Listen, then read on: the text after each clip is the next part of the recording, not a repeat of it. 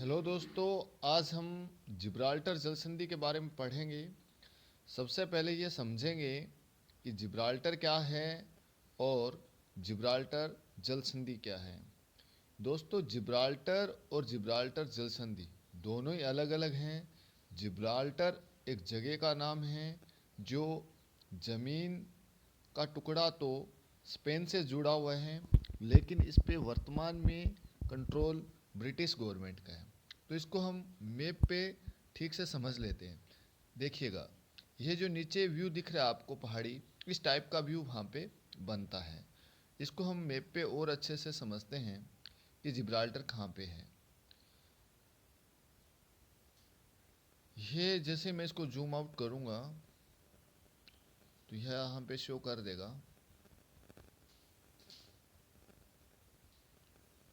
Perfect. And ठीक है, ये देखिएगा, ये जो रेड बाउंड्री लगी हुई है, इस पूरे क्षेत्र का नाम है जिब्राल्टर। तो जिब्राल्टर एक जगह का नाम है जो जुड़ा तो स्पेन के साथ है, लेकिन कंट्रोल ब्रिटेन का है, इसलिए इसे ब्रिटिश ओवरसीज टेरिटरी भी कहा जाता है। यहाँ पे आपको एक सड़क दिखाई दे रही होगी, है ना। ये वही सड़क है जो जिब्राल्टर को स्पेन से अलग करती है। यहाँ पे चेक पॉइंट भी बना हुआ है, इधर स्पेन का और इस तरफ ब्रिटेन का। ठीक है, तो यहाँ पे जो वर्तमान में ब्रिटिश गवर्नमेंट ने कंट्रोल क्यों कर रखा है? कंट्रोल इसलिए कर रखा है दोस्तों, क्योंकि ये एक व्यापारिक रास्ता है जिस पे निगरानी करने के लिए ब्रिटिश गवर्नमेंट ने अपने बहुत सारे ऑफिसर्स यहाँ पे बना रखे हैं, जिनके माध्यम से ये इस रास्ते से होके जाने वाले ट्रेड पे अपना निगरानी रखते हैं। ये एक पहाड़ी क्षेत्र है, आप ठीक से देख रहे होंगे, है ना। और इसके आसपास ये आपको घर दिखाई दे रहे होंगे।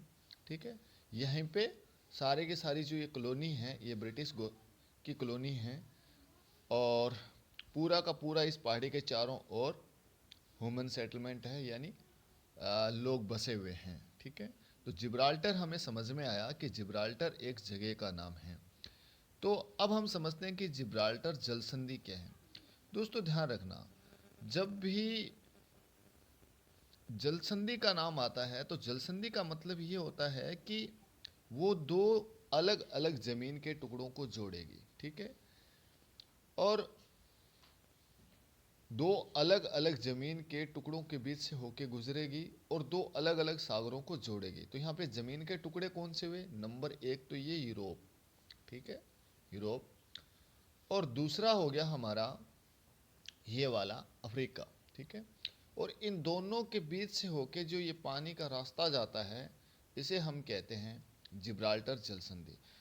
जिब्राल्टर जल संधि जिब्राल्टर नाम क्यों देते हैं? क्योंकि जिब्राल्टर के पास से होके गुजरती है, ब्रिटिश गवर्नमेंट का कंट्रोल है, और ब्रिटिशर्स हमेशा से डोमिनेंट रहे हैं, तो उन्होंने अपने हिसाब से इसका नाम जिब्राल्टर जल संधि कर रखा है। ठीक है, और दो जलाशय कौन से हैं? एक है भूमध्य सागर और एक है अटलांटिक महासागर। ठीक है, और थोड़ी जानकारी लेते हैं इसके बारे में। समझते हैं कि भूमध्य सागर की शुरुआत कहाँ से होती है ना। भूमध्य सागर की शुरुआत कहाँ से होती है, फिर हमें ये अच्छे से समझ में आ जाएगा। दोस्तों, ये जो पूरा क्षेत्र है, इसका नाम है भूमध्य सागर, और इधर ये जो पास में थोड़ा सा और ब्लू कलर का एरिया दिखाई दे रहा है, ये है काला सागर। भूमध्य सागर दोस्तों एक क्षेत्र का नाम है। ठीक है, इसमें और भी बहुत सारे छोटे छोटे सागर हैं, जैसे ये है एड्रियाटिक सी, यहाँ पे आइनियन सी है, एजियन सी है, जिनके बारे में हम एक भूमध्य सागर पे पूरा डेडिकेटेड वीडियो बनाएंगे और समझने का प्रयास करेंगे। ठीक है, यहाँ पे और भी सागर हैं, जैसे ये है कैस्पियन सागर, ये है लाल सागर। ठीक है, इधर आगे आपकी फारस की खाड़ी आ गई। ठीक है, इस तरीके से।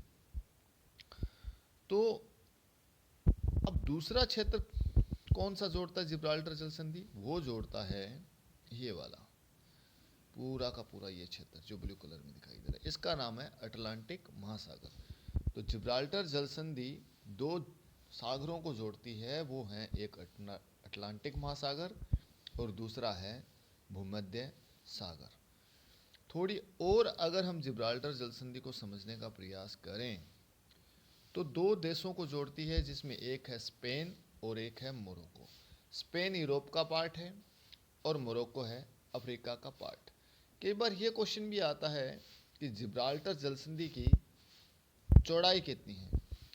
तो दोस्तों वैसे तो अगर आप देखें तो यहाँ पे बहुत सारी चौड़ाई है ना, ये भी है, ये भी है, ये भी, हम किसको कंसीडर करें? तो हम लोग ये नहीं कह सकते कि जिब्राल्टर जलसंधि की चौड़ाई इतनी है, लेकिन ये कह सकते हैं कि जिब्राल्टर जलसंधि की मिनिमम चौड़ाई कितनी है या न्यूनतम चौड़ाई कितनी है।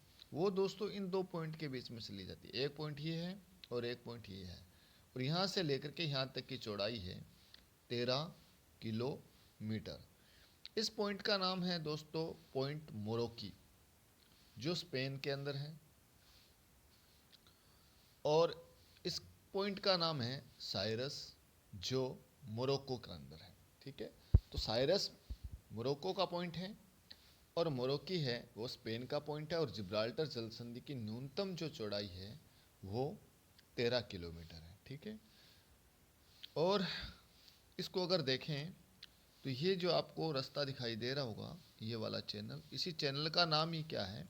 जिब्राल्टर जलसंधि है, जो मैंने शुरुआत में आपको बता दिया था। ठीक है, और इसके बारे में अगर जानना हो तो हम लोग इस पे और किस तरीके के क्वेश्चंस बन सकते हैं, इस पे हम लोग एक पूरा ऑब्जेक्टिव डेडिकेटेड वीडियो बनाएंगे जिसमें क्वेश्चंस आएंगे।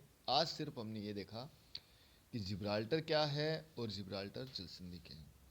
दोस्तों ये मेरा पहला वीडियो था, इसलिए हो सकता है कि कुछ मिस्टेक्स हुई हों, लेकिन प्लीज़ चैनल को सब्सक्राइब करके हमें सपोर्ट करें, इस वीडियो को शेयर करें और मेरे 1000 सब्सक्राइबर पूरे करवाने में मेरी हेल्प करें, ताकि मैं इस तरीके के नॉलेज से भरपूर वीडियोस आपके साथ शेयर करता रहूं।